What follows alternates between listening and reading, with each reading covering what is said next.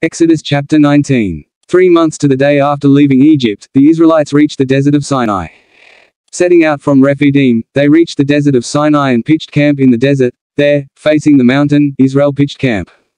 Moses then went up to God, and Yahweh called to him from the mountain, saying, "Say this to the house of Jacob. Tell the Israelites, you have seen for yourselves what I did to the Egyptians and how I carried you away on eagle's wings and brought you to me. So now, if you are really prepared to obey me and keep my covenant, you, out of all peoples, shall be my personal possession, for the whole world is mine. For me you shall be a kingdom of priests, a holy nation." Those are the words you are to say to the Israelites. So Moses went and summoned the people's elders and acquainted them with everything that Yahweh had bidden him, and the people all replied with one accord, "Whatever Yahweh has said, we will do." Moses then reported to Yahweh what the people had said. Yahweh then said to Moses, "Look, I shall come to you in a dense cloud so that the people will hear when I speak to you and believe you ever after." Moses then told Yahweh what the people had said. Yahweh then said to Moses, "Go to the people and tell them to sanctify themselves today and tomorrow. They must wash their clothes and be ready for the day after tomorrow, for the day after tomorrow, in the sight of all the people, Yahweh will descend on Mount Sinai. You will mark out the limits of the mountain and say, 'Take care not to go up the mountain or to touch the edge of it. Anyone who touches the mountain will be put to death. No one may lay a hand on him. He must be stoned or shot by arrow, whether man or beast, he shall not live. When the ram's horn sounds a long blast, they must go up the mountain.'"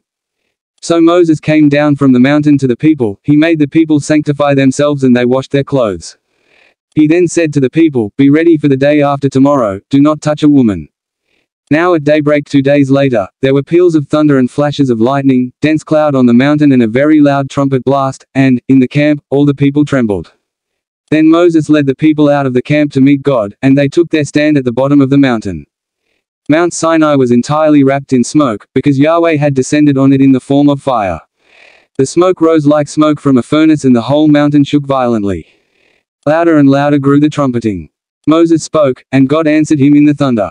Yahweh descended on Mount Sinai, on the top of the mountain, and Yahweh called Moses to the top of the mountain, and Moses went up.